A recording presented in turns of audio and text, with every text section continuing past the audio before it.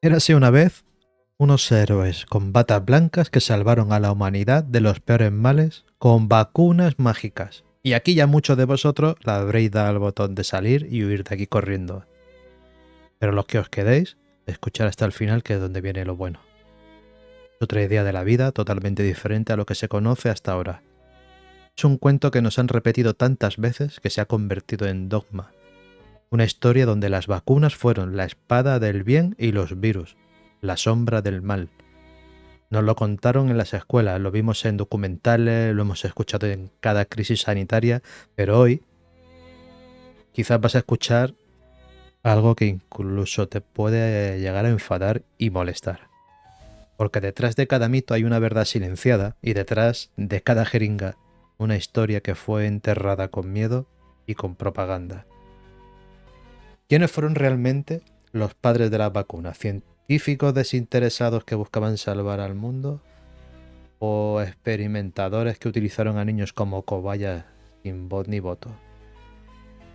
Edward Jenner, el aclamado padre de la vacunación, hizo su primer ensayo no en sí mismo, no en adultos voluntarios, sino en un niño de 8 años, James Phipps.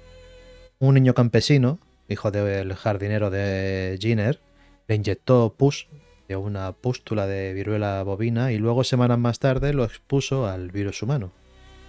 ¿Y si el niño hubiese muerto? Pues nadie lo sabría. No se registró el consentimiento de sus padres, no hubo comité ético ni... Solo hubo una intuición y una aguja y un niño que no podía decidir. Louis Pasteur, elevado a los altares de la medicina moderna, hizo algo similar. Tenía una vacuna experimental contra la rabia, pero no la probó en sí mismo, ni en animales. Decidió inyectarla a un niño mordido por un perro, Joseph Meister. No sabía si funcionaría, y si no lo hacía el niño moría de rabia, claro. Su respuesta a esta crítica fue lapidaria. ¿Era eso o la muerte? Un salto de fe. No ciencia, fe. Pero claro, con cuerpos ajenos. Pero la historia se vuelve aún más oscura en el invierno de 1891, en Berlín.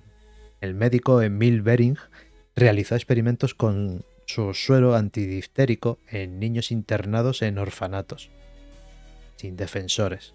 Y, pobrecicos míos. Allí, evidentemente, no había padres que preguntaran. Les inyectó sueros derivados de animales, creyendo que salvarían vidas. Algunos niños murieron al poco tiempo, en silencio.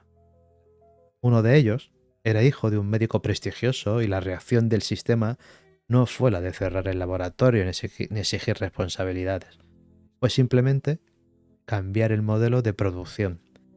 Comenzaron a utilizar ovejas, pero el negocio continuó. Más limpio, más barato, más rentable. Los cadáveres infantiles quedaron fuera del balance financiero. La historia de las vacunas no nació en un laboratorio, ni con ética ni precisión. Nació en granjas, en sótanos, en salas frías donde la ciencia se mezclaba con la desesperación y donde los pobres eran prescindibles. Pero si esta historia ya te parece inquietante, ahora viene lo bueno. Décadas después en España, la difteria desapareció. Así lo dicen los gráficos, las estadísticas y los informes de salud pública. Pero cuando uno examina con lupa los documentos y registros clínicos de los años 60, el truco aparece. La enfermedad no desapareció, cambió de nombre. Antes, cualquier niño con placas, fiebre alta, dificultad para tragar, era diagnosticado como caso grave de difteria, una enfermedad mortal. Exigía cuarentena y el miedo era terrible.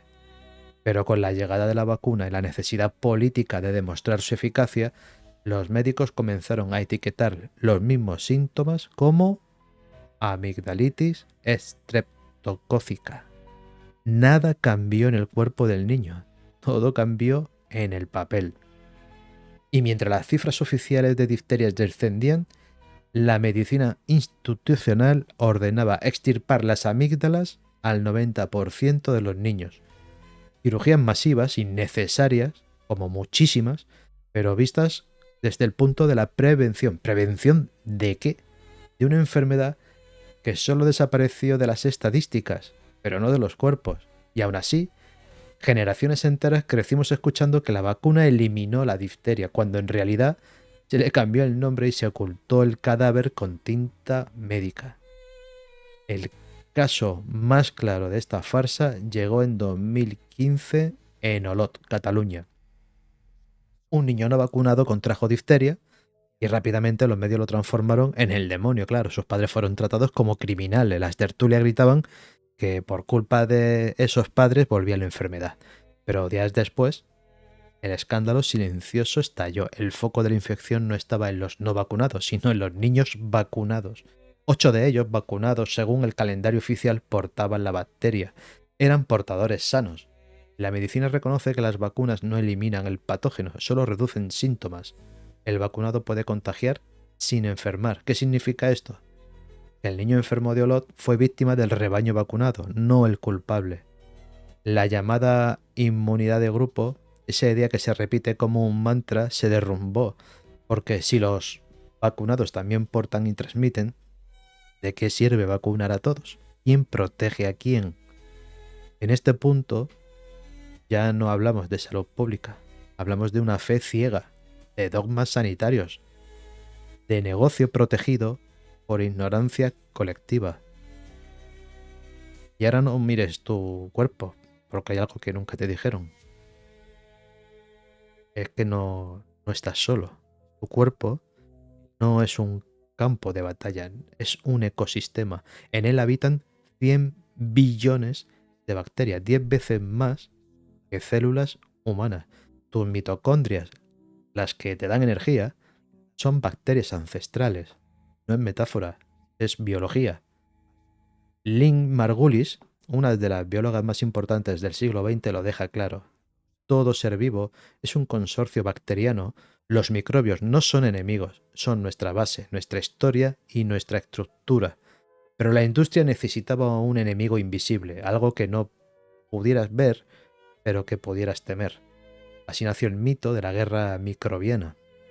Robert Koch, en India, descubrió al Vibrio chlorella, que lo culpó de enfermedad, pero décadas después sabemos que esa bacteria vive naturalmente en nuestras aguas y carnes. El propio Ministerio de Sanidad español permite 400 unidades por milímetro en productos cárnicos. ¿Nos vacuna entonces contra lo que comemos? ¿Contra lo que ya habita en nosotros o contra lo que somos? Sí, porque si logran que temas a tu propio cuerpo, pueden venderte cualquier salvación. Tras la caída de la URSS en los años 90 ocurrió otro caso revelador. Reapareció la difteria en una población totalmente vacunada. ¿Qué explicación dieron? Ninguna. Solo silencio y más dosis. Las vacunas ya no usan bacterias completas como antes. Eran demasiado letales. Ahora utilizan toxoides, que son fragmentos, proteínas modificadas. No porque sean más eficaces, sino porque la ciencia desde los años 30 admitió que los microbios no eran los asesinos que creíamos, pero en vez de parar, la industria ajusta la fórmula y sigue manteniendo la venta. ¿Y si algo sale mal?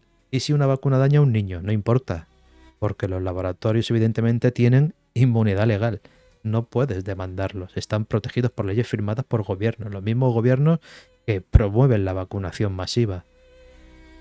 ¿Te parece lógico que el producto más seguro del mundo necesite ser protegido por leyes que lo hacen intocable? Quizá la verdadera vacuna que necesitemos no esté en una jeringa, sino en nuestra mente o en nuestro espíritu crítico. Los que no nos vacunamos escuchamos la música de las esferas, somos los locos que bailamos con la vida sin miedo. No se trata de ser antivacuna, se trata de ser antiengaño. No se trata de negar la ciencia, se trata de exigir que no se convierta en religión. Tu cuerpo es sabio, lleva 3.800 millones de años perfeccionándose. Cada célula y cada microbio, cada órgano sabe lo que hace, solo tienes que escucharlo. Piensa un rato, ¿crees de verdad que una industria que vive de tu enfermedad quiere que estés sano? Un saludo.